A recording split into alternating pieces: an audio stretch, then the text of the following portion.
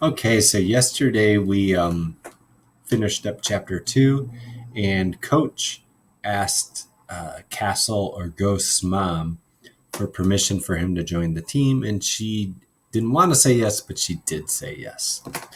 So, chapter 3, world record for the most altercations. Altercations are like problems or issues or things you do that get caught. Okay? What do they call criminal records? Not criminal records. They call them something else. Rap sheets? Yeah, that's it. Rap sheets. Which is such a dumb name because it makes me think of rap music. Like maybe a rap sheet is what rappers write their rhymes down on. But yeah, rap sheets. I got one of those. Not a real one, though. One that real criminals have. Nah. I got a school rap sheet. But in school, they call it a file. I got a file.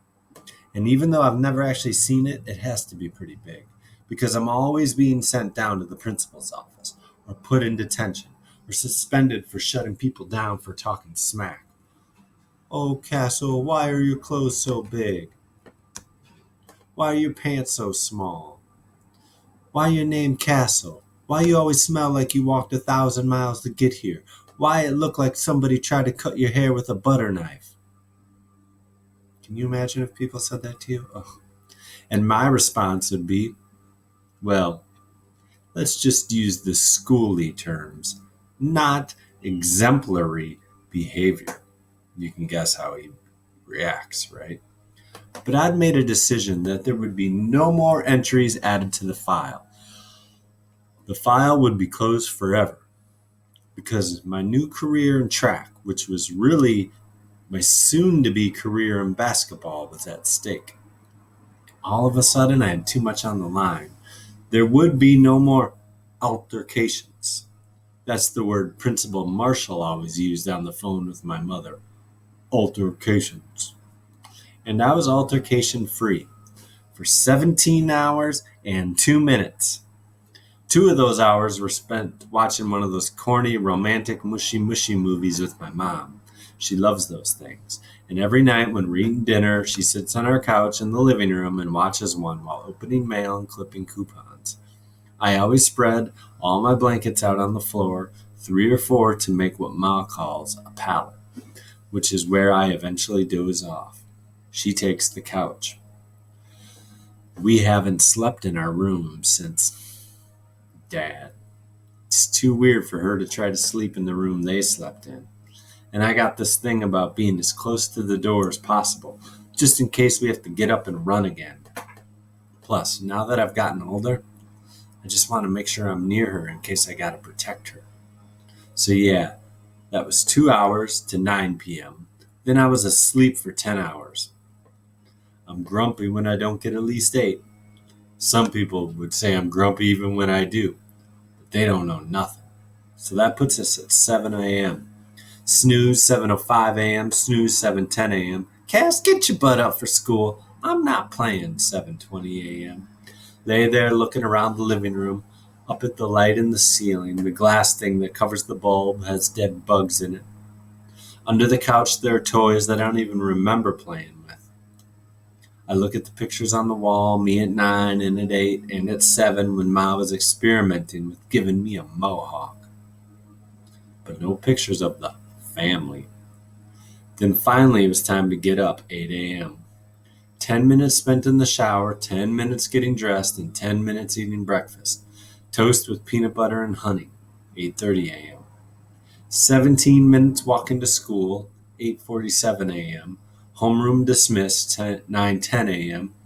45 minutes in English class, where we were reading Lord of the Flies, which, by the way, is a crazy book, 10 a.m.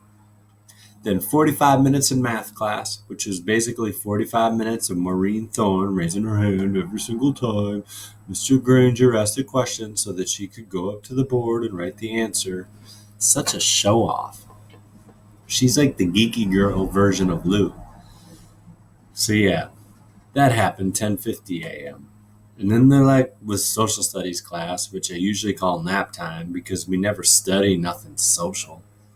Like I don't know, social media or social events like parties. All social studies is a stupid way to say history. It's like the rap sheet of history or something like that. Anyway, I would usually snooze through it, but it was a new day and I was turning over a new leaf, so I stayed awake.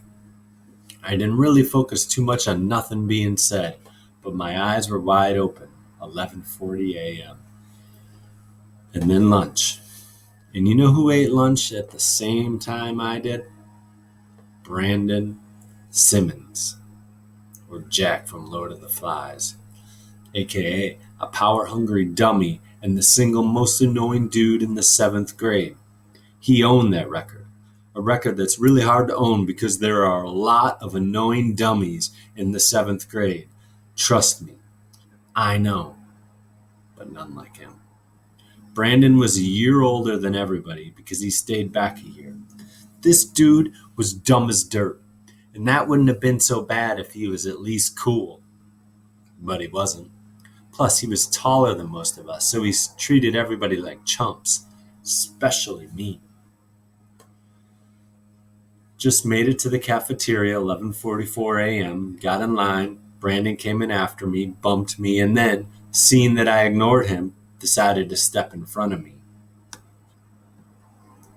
Shaq, he said. Shaq was what he called me as his lame way of making fun of the fact that my name is Castle. You don't mind butting in front of me, right? I mean, it's not like you haven't had cafeteria food before. Huh, you probably had some last night, right? He shrugged and hit me with another one. Right? The only reason Brandon even knew about my mother is back when we were in the 4th grade. Yes, I have known this dummy that long. My mother thought it would be a good idea to come speak at Career Day, and Brandon has used it as fuel ever since.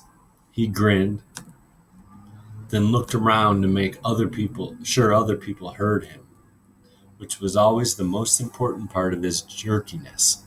Then a few more, right, right. I sat at the table, 11:50 a.m., the same table I sat at every day with my two friends, Dre Anderson and Red Griffin. I met Dre this year, and we hit it off because he's a ball player too.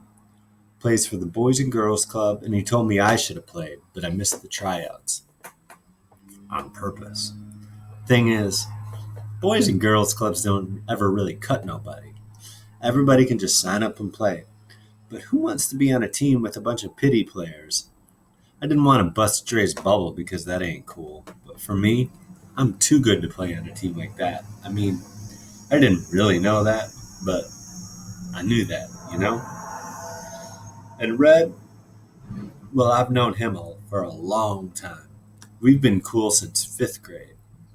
Mainly because even though we've never really talked about nothing bad, we both kind of knew something bad had happened to us. Like, for me, the best way to describe it is I got a lot of scream inside. And I could tell Red did too. He was a white boy with red hair who everybody was friends with, mainly because people were scared that he was crazy and it was better to be on crazy's good side. Jessica Grant said her mother said the only reason people have red hair is because they're red on the inside. Red like violent. But I got black hair. So does that mean I'm black on the inside? Anyway, Brandon came and sat next to Red at the table. He usually sat farther down by the other gas mouths, but not today. Today, he sat right next to Red and right across from me and Dre.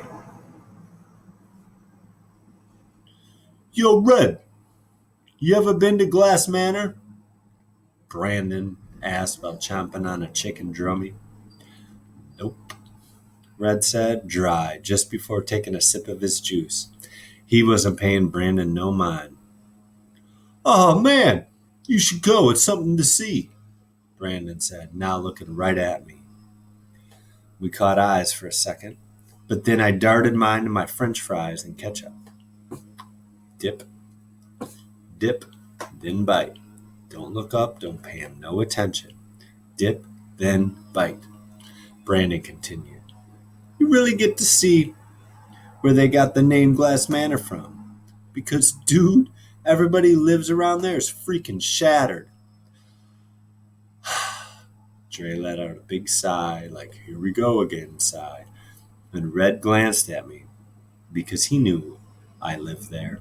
Everybody knew I lived there. And even though I wasn't the only kid at school from that neighborhood, it seemed like I caught the most mess about it. At least from Brandon. Red looked back at Brandon, disgusted, then went on eating. What a dumb joke. Brandon was talking to Monique, who sat next to him, 12:02 p.m. Really, he was snatching food off her plate and teasing her about her acne.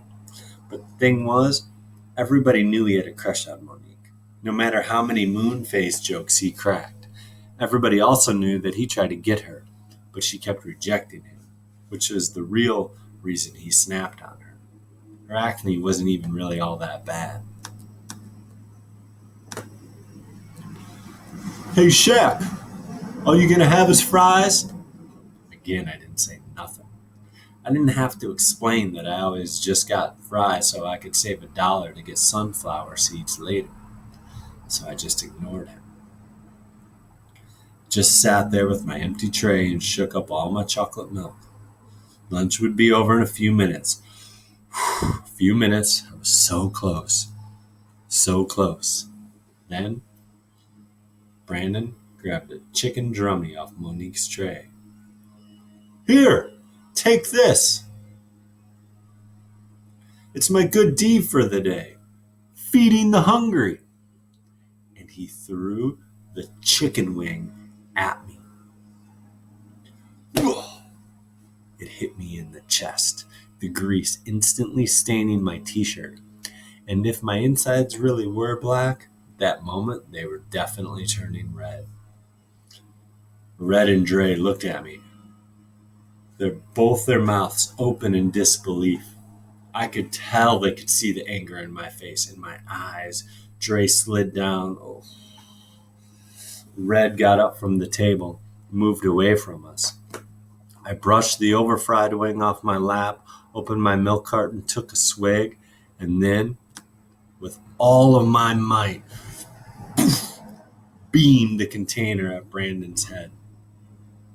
He moved just in time, and the open milk box smashed into the table behind him.